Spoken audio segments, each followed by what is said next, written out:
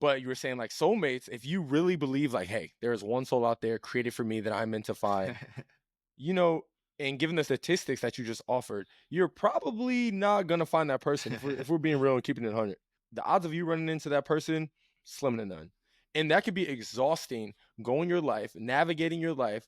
Like, I'm looking for this one person that was made for me. And then back to my point, like, how do you know it when you see it? Any of those like fantasy land stuff, like for example, we're talking about soulmates here, is kind of making the pursuit of happiness dependent on some other entity or human or whatever.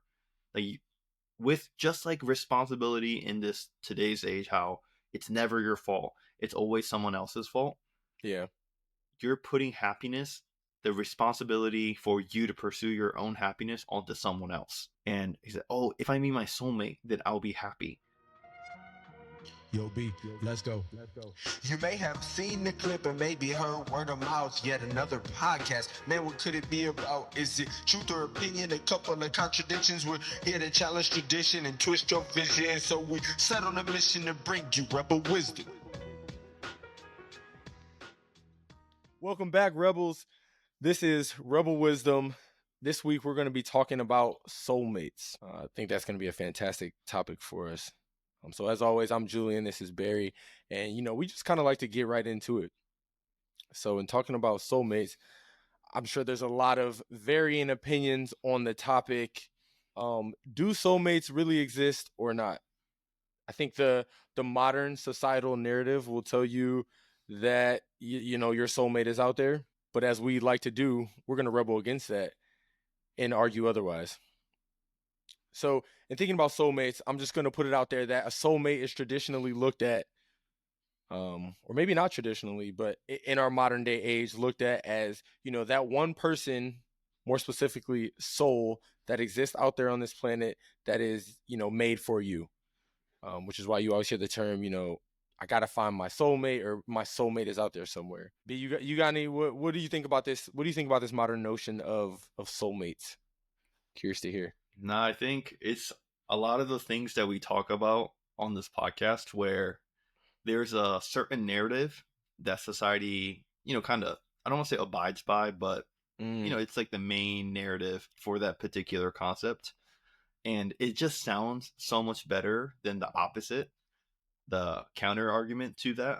So because it sounds so good, we just kind of go with the narrative. And as it becomes part of society in various ways, people start to believe in it, and kind of spirals after a long time. Yeah,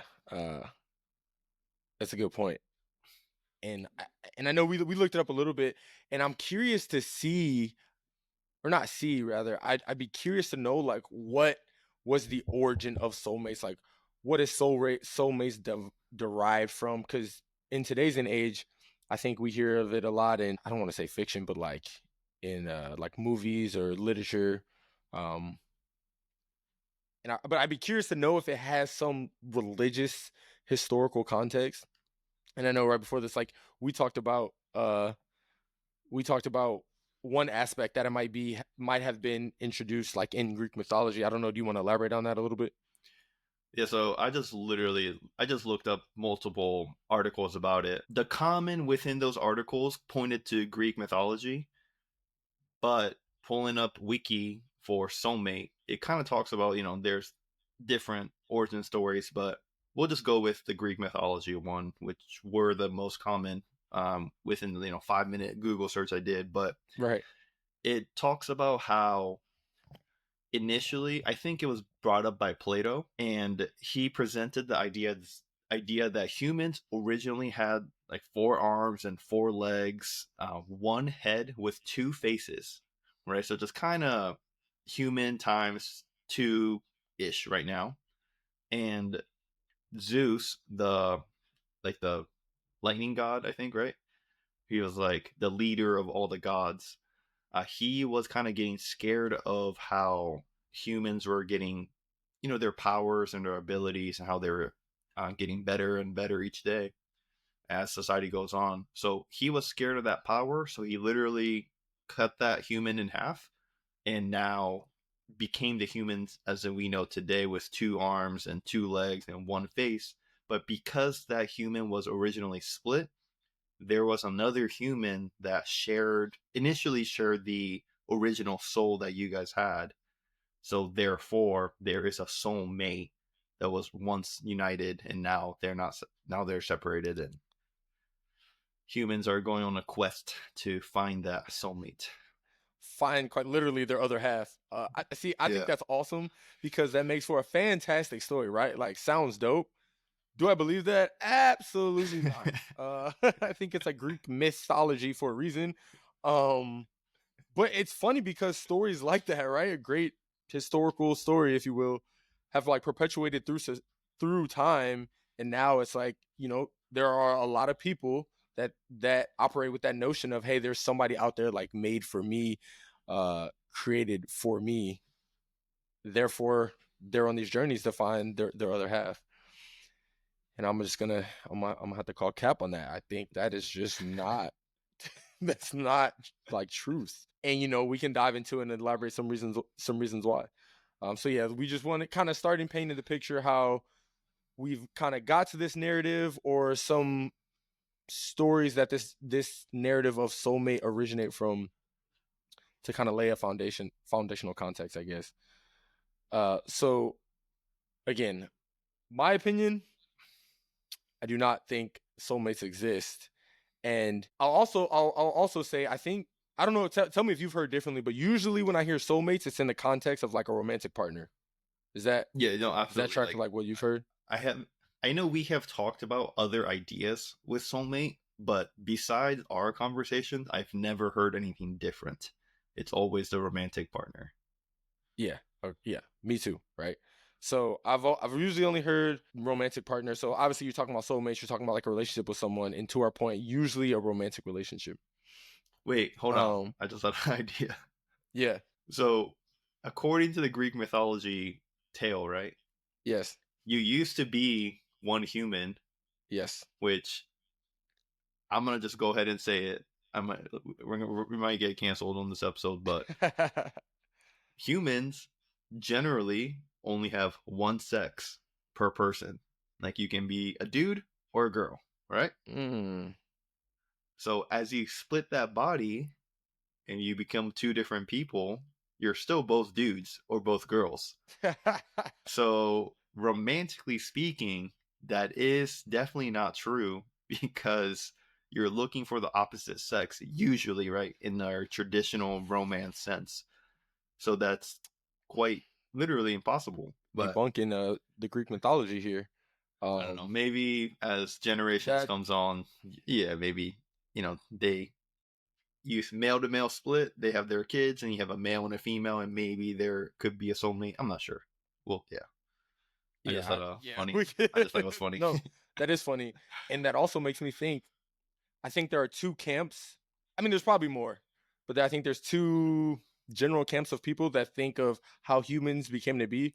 It's the religious group thinking that their God, I don't know, or we're made in kind of God's image, or like God, Jesus created man. But then there's also the more scientific camp of people that think of evolution, how we evolved from monkeys, essentially.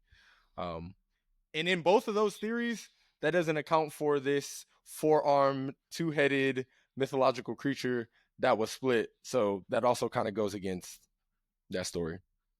Something that you saying that just made me think of as well. So yeah, like moving on. Were you about to say something? Yeah. So initially, towards the beginning, right when we started, you said, "Hey, I'm gonna call cap on this soulmate theory," right? Yeah, I got to. So bringing in the religion and the soulmate thing, like I said, religion. There's two camps, which I'm in two different camps for me. Which I'm gonna talk about, where you either believe in it or you don't believe in it, right? Okay, right. But overall, I do think whether religion is true or not, that's not what I'm here to talk about. But whether it's true or not, it's the idea of believing in it, right? Mm. Like, it's good to, like, no one's going to deny that the Christian teachings, for example, they're not bad teachings per se Right. at all. Right. Like, if you follow them, regardless of religious or not, it's gonna make you better. Religion has that going. All right. But with the soulmate thing, whether the idea or whether soulmates actually exist or not, if you follow that notion of, hey, there's Mm-hmm. that one romantic partner out there for me, is that a good thing or a bad thing?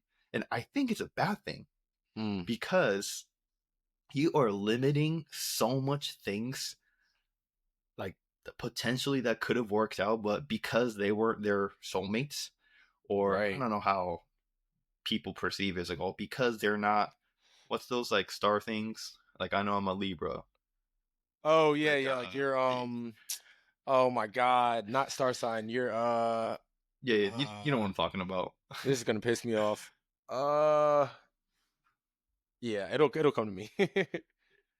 But because they're not Libra, or they're not Right, Aquarius right. or whatever, like, oh, that's not my soulmate. Like, I think they're just throwing up so much, potential, literally mate, not a soulmate, a legitimate mate.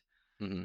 And I think love is more, or romantically speaking, is someone that you decide to love each day, as an active choice every minute to love that person. And to foster that love, you have to work on it like any other thing that you want in life. Like, you want a great body, you got to start working out, watch what you eat. Mm.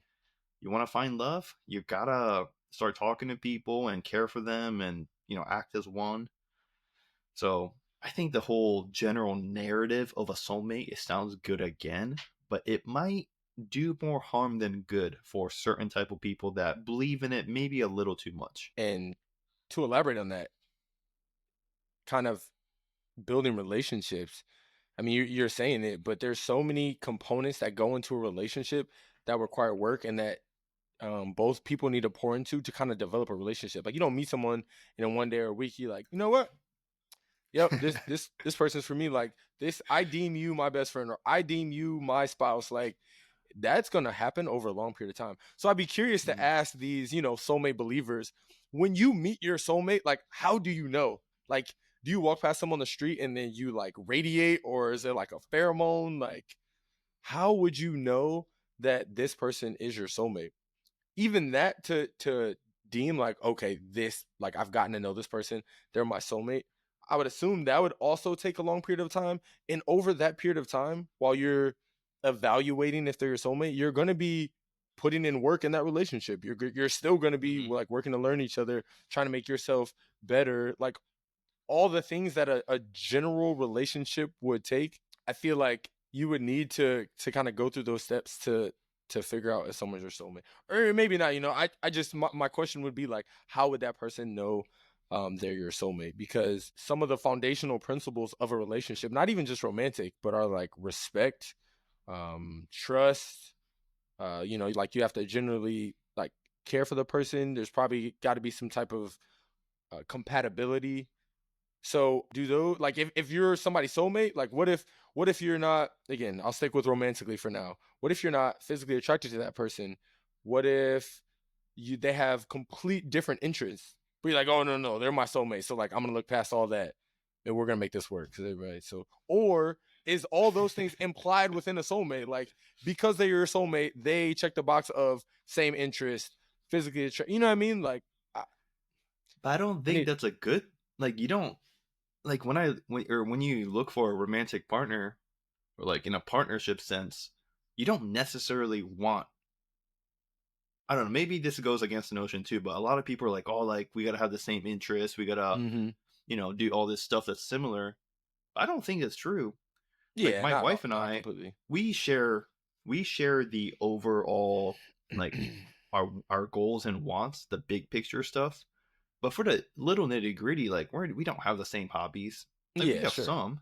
We Right. fostered it over time, but you don't need to have the exact same hobbies. You don't have to have the exact same personality. I would Right. argue that you want different personalities to, take the good of the both worlds, Mhm. right? Like, in the relationship, I'm much better at doing math. Mhm. Like, math is my strong point. Mhm. And my wife Megan, her math is not her strong point. Right, But right. then her emotional intelligence is much better than mine. Yeah. And it's things like that. So I don't know if does a soul share that. If Right. they do, then you don't want a soulmate, right? Or like, I don't know. Right. So many questions here, right? No, I agree. Typically you look for, I mean, within any thread of life, there's some sense of balance that you would also look for in your relationship. But if these souls were at 1.1, and divided at some point, and you're trying to make their way back to each other, would they be too similar to a point that like you wouldn't even want that in a relationship? Again, just so many deep questions that to be analyzed here. So you know how earlier in the conversation I made a joke that, hey, if a dude got split in half and they share the same soul, romantically speaking, they're not going to get together, right? Okay. But as time goes on, like maybe they have their kids and their descendants, they could share the soul of original two dudes or two girls or whoever, and those happen to be male and female, so they could be soulmates, right? But Interesting. if we follow that theory, then shouldn't be there should be like millions of people that you share the same soul with, right? Or fractional souling. I just created Yeah, a term. right. Maybe a fraction of the original soul that, Yeah, yeah. because if you think about it, if you're, let's say your parents were soulmates, Right, they right, got lucky and they found their soulmate, right. right? So as you're their kid, should your uncle or your aunt also be a soulmate? Now, you you bring up a great point that I wanted to get into. Um, Zodiac signs, by the way. That was Oh, the zodiac sign. Libra, Okay. Capricorn, Sagittarius, all that zodiac sign. Anyways, um, you bring up a great point that I also wanted to get into. Right, we've been speaking of soulmates as strictly romantic. I personally also don't believe a soulmate could be just a romantic partner. Before we get into that, I want to define my personal definition of soulmate, and then just to again like rebase on the conversation. I think if we're gonna like the term soulmate exist, but my definition of soulmate is basically, and it's funny because I was talking to my girlfriend about this the other day, who hopefully this isn't too much TMI into our relationship, but long story short, she believes in soulmates, I don't, so there's some friction there. But I said when I think of a soulmate, I think of it's like, right, two people have a soul, and those souls can mate, but there isn't a soul created as your mate for you. Oh, I see. I see. So Okay. like my soul can interact with someone else's soul, and those souls can form a bond and become mates. But you can do that with multiple people, right? Like we could argue we're soulmates because our souls have interacted for a period of time. You know what I mean? And like we're fond of each other. We got a bond. So one could argue like our souls have like mated, and your soul may like reject somebody, and you know, like, yeah, I don't really mess with this person like that. So like that's not your soulmate. But for me, a soulmate is someone that you develop a relationship with over time, and now you have a very strong, close bond with. Hmm. So I want to take that and segue into. So I looked up quick Google search, first definition of soulmate that came up, and this is interesting because the actual definition of soulmate I think goes counter to like the publicized narrative of soulmate. And what it says is soulmate is a person ideally suited to another as a close friend or romantic partner, which kind of Okay. more aligns with what I think. And that was me saying that before I even like looked up the definition of soulmate. So really, you can have under that definition multiple soulmates, and your soulmate also doesn't have to be your romantic partner, which I think both of those are the key components of which kind of rebels what a traditional soulmate is, which is a romantic partner, and you can only have one. Mm-hmm.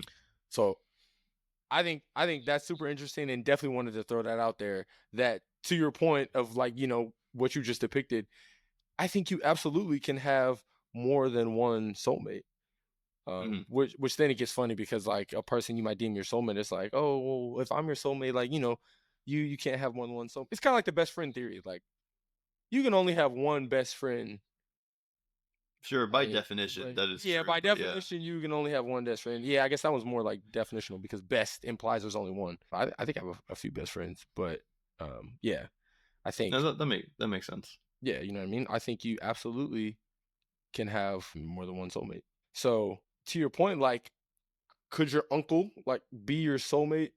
I would argue yes. If you and your uncle or person X and their uncle has a very unique, strong relationship with their uncle, then yeah, Mhm. they might be soulmates. How does a soul get passed on? Is it just a random? So this is another good question. I don't think a soul gets passed on.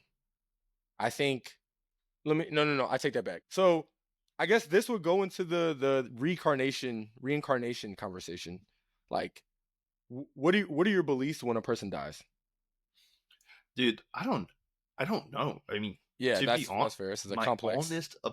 my Yeah. honest opinion, I think it just goes dark. That's I think, but then I wouldn't be if any of the common beliefs happen, like I wouldn't be surprised. I'm like, oh, there's no Right. way this like, if you just kind of reincarnate to, I don't know, to if you lived a good life, you like go up to the next Mm-hmm. level, right? Mm-hmm. I think that's more in the Hindu reincarnation idea. I think I could be totally wrong, or Don't ask me. because like yeah, it's like I think how it goes is, as time goes on, every time you do good, Mm-hmm. you go into the next step in your next life, and if you Mm. do good, you go into the next better like thing, and as you Okay. ultimately go into like royalty status, like you have everything you wanted and you still do good, like something happens to you Right. at Right. the end, and that, or it could just be random, you just reincarnate to the next person that's being born, Right. or maybe you go into heaven, you go to hell. I don't know, but yeah, I mean that's my belief. I don't think anything's gonna happen, but I wouldn't be surprised if I just if my soul somehow knew that I was starting a new life as a new baby. Right. Right. But then there would be the human population is ever increasing, so there has to be more souls created. How does Oh, that work? You know? great question. And I'm glad you brought that up because that's about to tie into what I was about to say. Um, which actually, by you saying that, goes counter to what I'm about to say. But we can kind of get into it. I look at souls as like energy sources. Like, I think our bodies are kind of just like shells, and our souls. And I don't know that I have a strong stance on what I think happens with souls after we die, but I think they do live on in some capacity.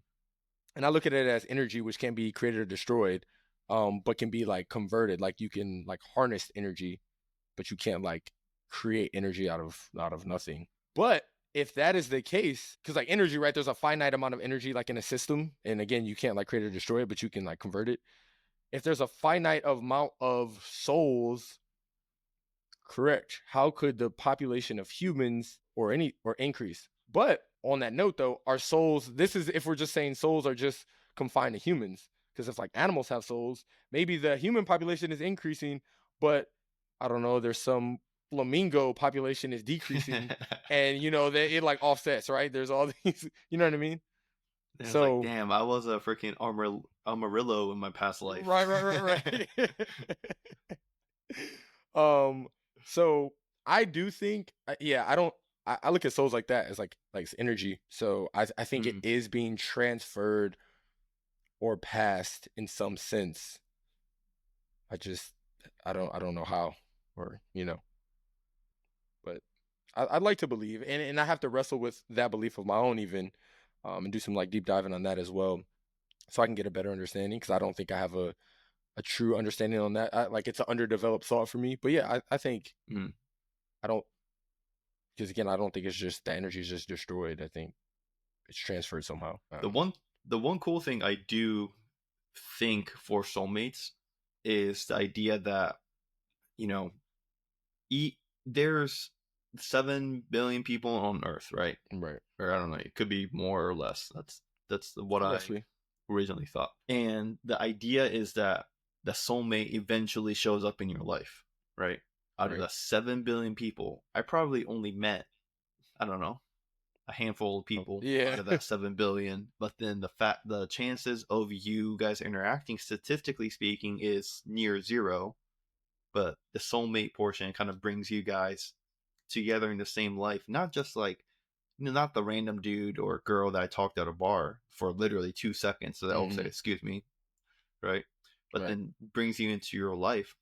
I think that's a cool. I think that's a cool idea because there's so many unique encounterments to people that you're friends with, that you eventually date or get married Right. to.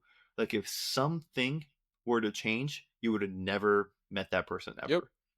And I think that's like a really cool concept. Like we met on our. That sounds damn. Going in, finishing that sentence and going to the next sentence saying how we met. That sounds so. It sounds weird. but I was just trying to bring up an example. Like we're on the same ship in the Navy. Yeah. There were so many decision making process that had to go into, hey, you're on the same ship. That could have been Right. changed by all And this, yeah. all the. I mean, probably look at your spouse for a lot of people, right? Girlfriend, boyfriend, whatever. That how you met is so unique. With majority of your relationships, it's so unique. I think it's a very interesting, thing that happened in your life. And like I said, statistically speaking, it could be 1 in a trillion that happened, but something has to happen, right? So it could be one of those things, but I don't know. It's cool to think about. It is cool to think about. And this is what I meant to bring up earlier, but just so many thoughts flowing right now based on something you said on the idea of soulmates. You were talking about how religion, and whether you believe it or not, it is a positive tool, right? Religion pretty much promotes, if used and if believed in, it shows up in your life in positive ways. But you were saying like soulmates, if you really believe like, hey, there is one soul out there created for me that I'm meant to find, and given the statistics that you just offered, you're probably not gonna find that person if we're being real and keeping it 100. Like the odds of you running into that person, slim to none. And that could be exhausting, going your life, navigating your life. Like I'm looking for this one person that was made for me. And then back to my point, like how do you know it when you see it? How do you know that this person was the one made for you? Because if you have any method of evaluating that person, it goes back to the more generic version of soulmate, that there's going to probably be more than one person that fits that criteria of, hey, we get along. Hey, we have the same values. Hey, there's just a good vibe between us. Like however you as an individual quantify it, there's probably going to be more than one person that meets you, whatever your criteria is. You know what I mean? So yeah, it's also, again, if you're a soulmate believer, kind of like good luck, because that's going to be exhausting looking for that one person. I'm starting to see it as more of a cop out because probably every other episode we've done on this podcast, some of those notions exist as a cop out. Like for example, we did an episode, the episode 4, luck isn't lucky. Right. We talked about how so many people attribute someone else's success on luck and like, oh, he just got lucky. That's a cop out answer for you to put in the hard work that they put in, most likely, that eventually fostered into their success. And because you just title that as, oh, they got lucky, that you don't have to do any work to obtain that status, which is false, and you probably won't achieve anything. With the soulmate idea, the fact that there's this one person for me that's already a perfect match, romantically speaking, and then as long as you find that person, you're Gucci, you're good to go. Right. You have your wedding, honeymoon, and Right. you love each other forever. That's such a cop out because, like, love is something that you have to work on for such a long time to eventually, to make it into something special. Like you can get married to someone, the first second you meet them, you guys should, I mean, it's pretty a dumb idea, but you're like, hey, let's get married. Yeah. But then it's more of how hard you work at that relationship that determines whether that love or the marriage is successful or not, rather than a, a coin flip, 1 out of 7 billion that he or she is my soulmate. Right. Does that make sense? Oh yeah.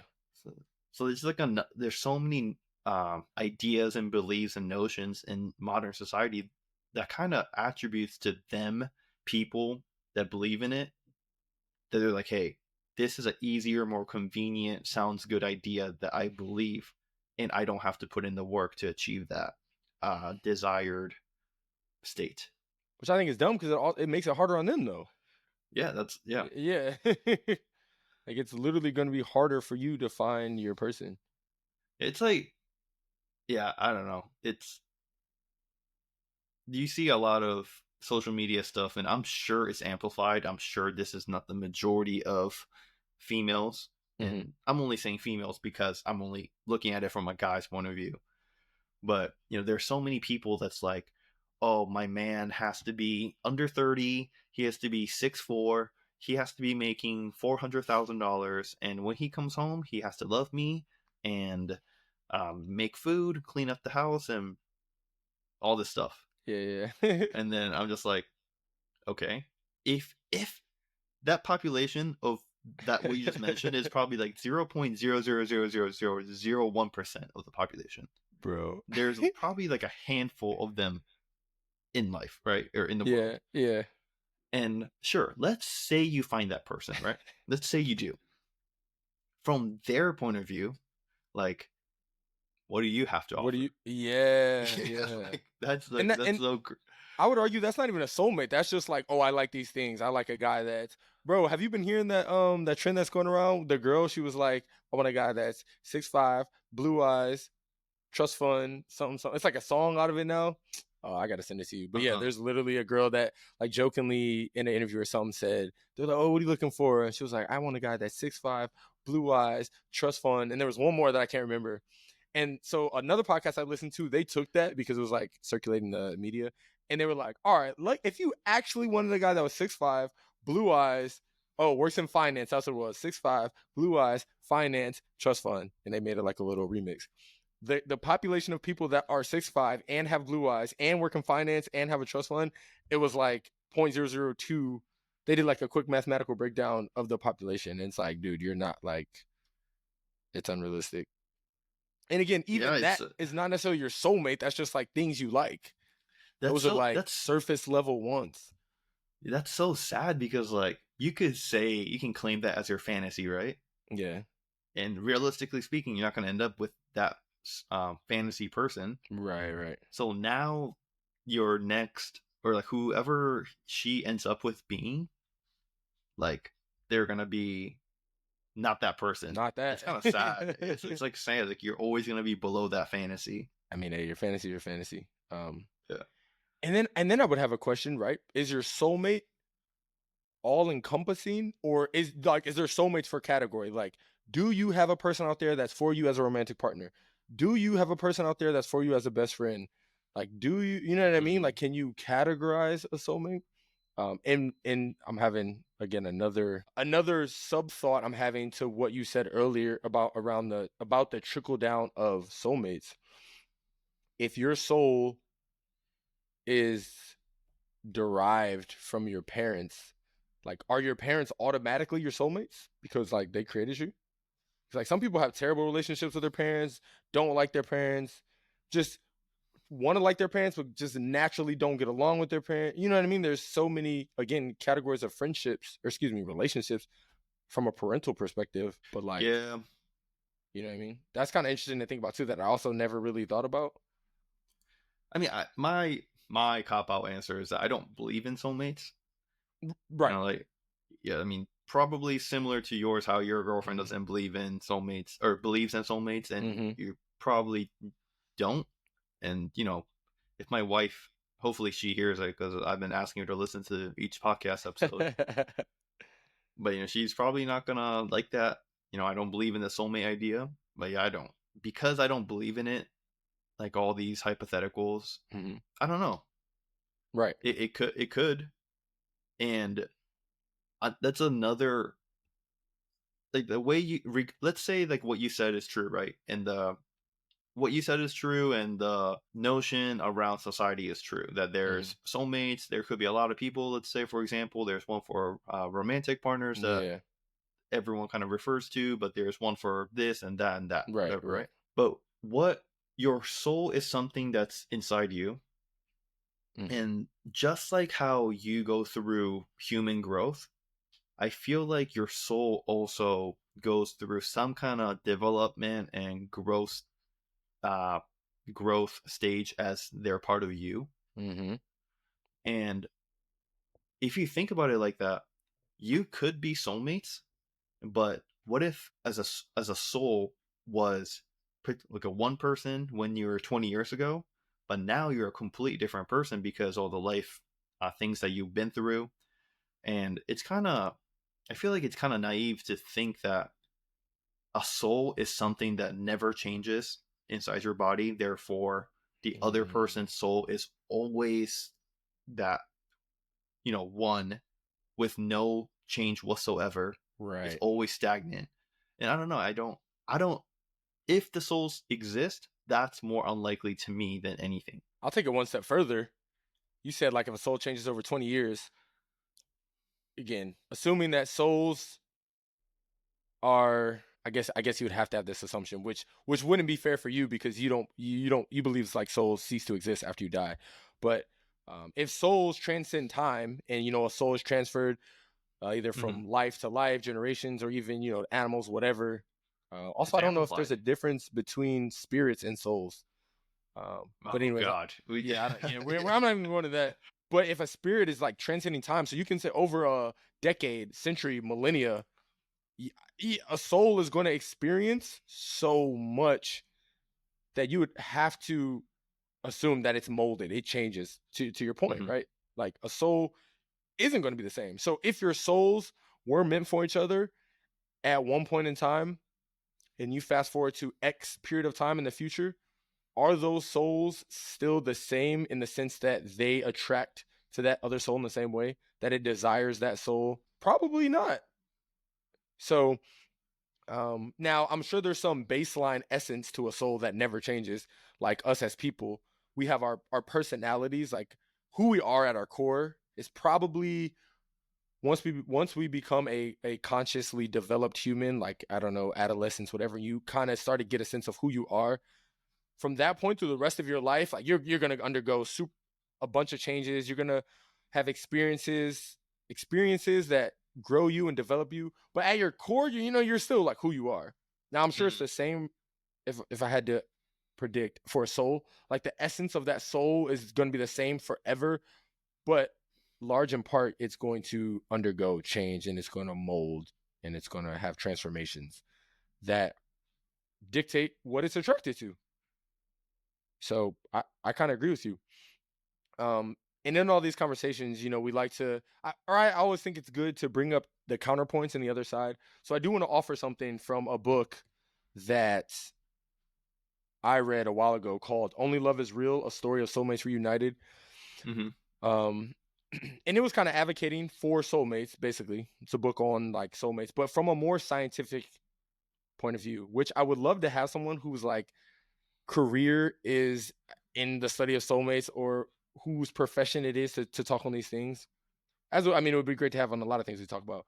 But in this book, it offered me another vantage point for soulmates in that there's this doctor, I don't know their specific field or study, but there's this thing called memory regression, which is a term that I learned from this book. And it basically can take your memory back to ages that you can't remember or like lost memories, like infant memories. For some of his clients, they gave feelings of themselves in the womb, like when you obviously don't have a conscience, but they were able to kind of cultivate these not necessarily memories, but like feelings or emotions attached to when they were in the womb, when they were really Mhm. young, through his therapy. And some of it was like hypnosis. Taking that a step further, there's this theory called past life regression, where you can also take your memory so far back where it precedes your current life. Like it gives you memories of a previous life. Yeah, which is like That's wild just to think insane.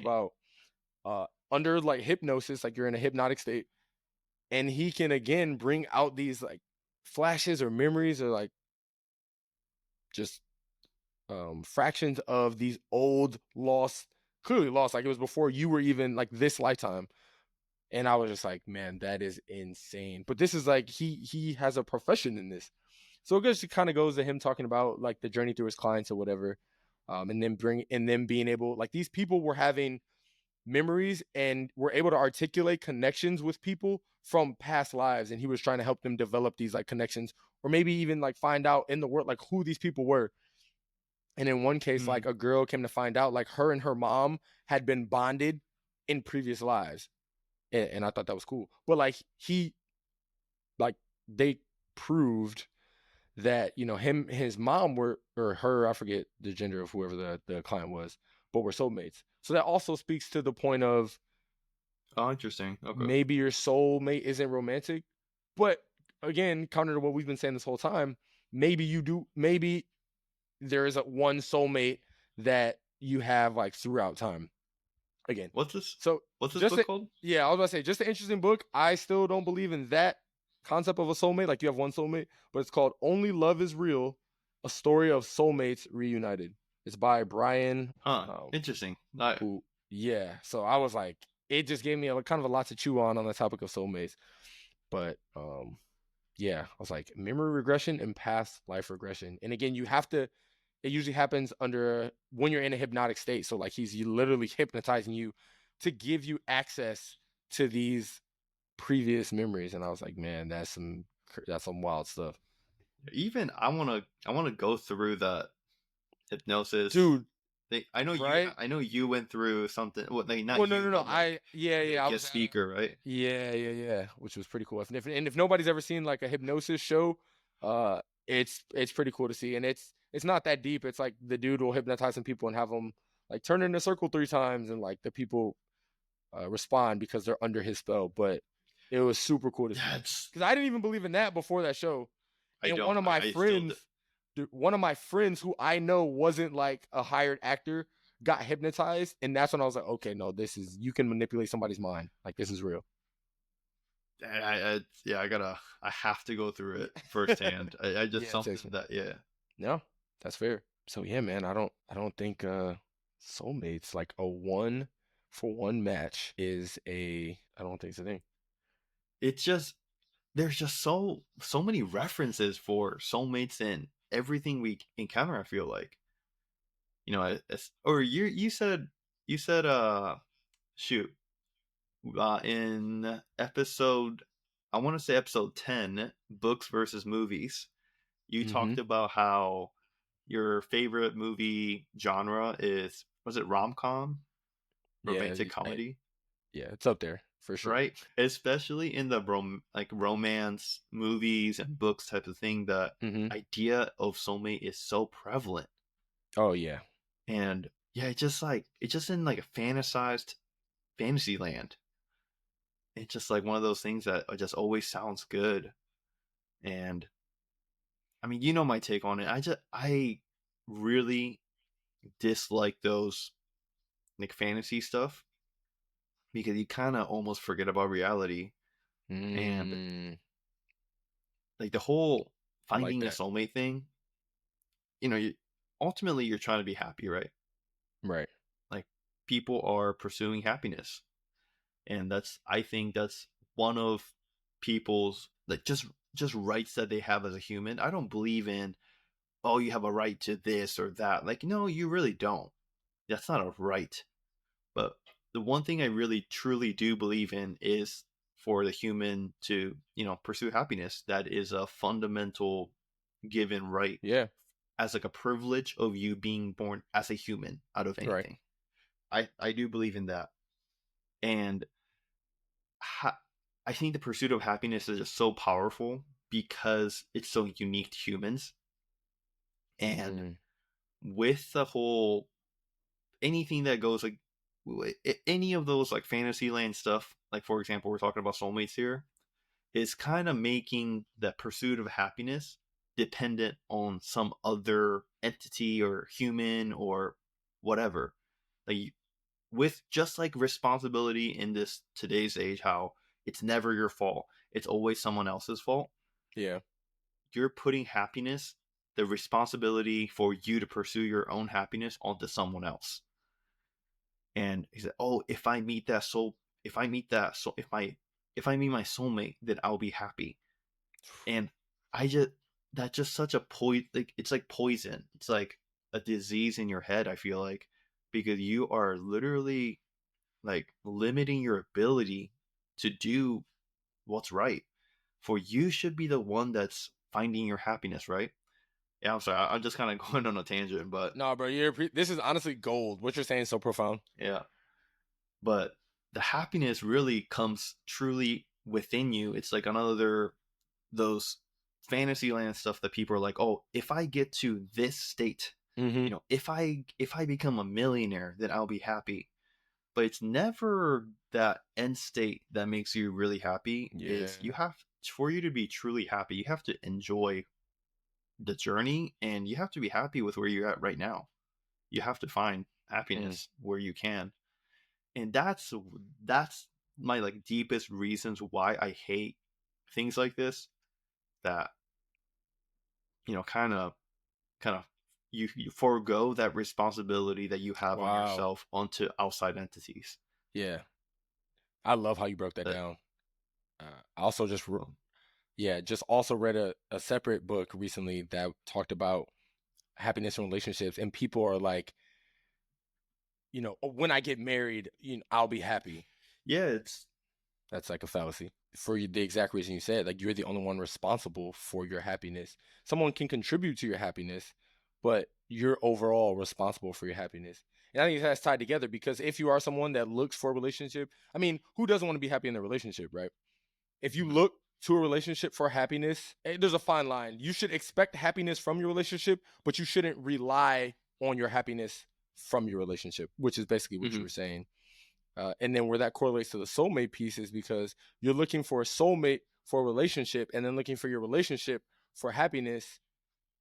To your point, you're just deferring it. And like, what if you never get in a relationship, or what if you never find your soulmate, or you might not find your soulmate or get in a relationship, like because of these factors. So if you can foster it, I mean, I'm pretty much just reiterating what you said. I think that was great, man. That was I good. appreciate it. You spitting, boy. You spitting. Yeah, and then I'll kind of close the loop with, I would assume a tenet of all marriages, or even romantic relationships, is love. And this is kind of going to be a full circle moment, because you mentioned something earlier. But again, to reiterate, I think a tenet of all romantic relationships is love. I would find it hard to believe there are people out there that are like, dude, I'm trying to get married.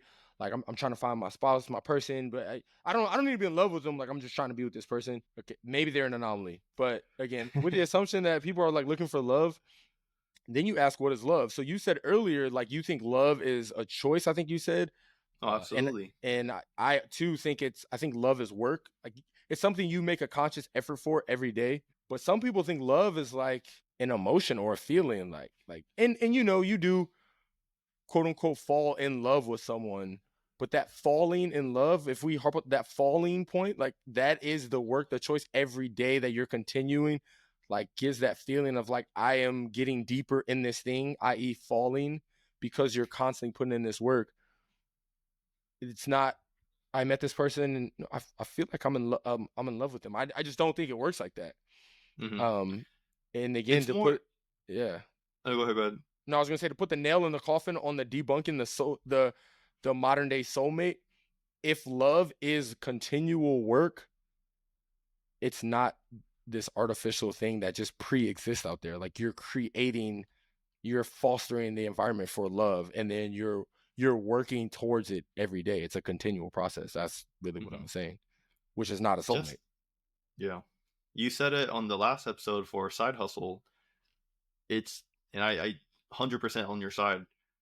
Is everything that you want in life, it takes work. There's just not Period. anything around it. I wish there was. I really wish there was, but it's impossible. And you see so many marriages that after so many years, they get divorced, and I think it's a byproduct of something didn't go right. Because if everyone found their soulmate, like, there should be minimal work because your guys' souls are attached. Everything should be lined up already for that, success path to be paved for you. And you hear all these people, it's like, hey, you've been married for X amount of years. Like, what was the secret to whatever? Mm-hmm. No Yeah. one has ever said, oh, she was just my soulmate. I got just so Yeah. lucky, didn't do everything. It's always some kind of action that they did every single day, Great point. consistently for many, many, many years. And that's how it worked out. Yeah. That's great. All right, so I think we made it very clear on our stance here. So I was gonna say, like, just to finalize it, if we lean one way or the other, B, what if true or false, do soulmates exist? What are you saying? Now, I really do believe that soulmates exist. Yep, Like, yeah. no. Okay. That goes with what we say. No. Concur. No. No, I think so. Soulmates, I don't think they exist, and I think it is for a good reason. Even if they exist, people should not be solely reliant on finding that one person that's their soulmate. That negates the part and the beauty of finding the love that you want into this outside force, just something, just getting the responsibility away from you. Whereas, even if soulmates exist, you should be able to, fight for your love and work on it to foster that relationship that's ultimately going to turn into the actual love that you desire, and not because they're just your soulmate. If soulmates actually do exist, and if that happens to be that person, dude, that's amazing. But just from everything that we kind of talked about, I don't think one that soulmates exist. And even if they did, trying to, having all your chips in that one basket to find that soulmate for everything else to work out, that's not a proactive good stance. That's, you're just kind of leaving up to luck. And I don't think it's a good move for majority of the population. But by saying leaving it up to luck, as we stated about that, we don't even believe in luck in the traditional sense. Like, you kind of create your own luck. So Yeah, you got to really, work what are you on doing it. for yourself? It still goes back to the same thing. Perfect, man. That's it. I think that's a perfect ending on the status of soulmates. You heard it here first from Rebel Wisdom. I'm Julian. That's Barry. Thanks for joining. Till next week.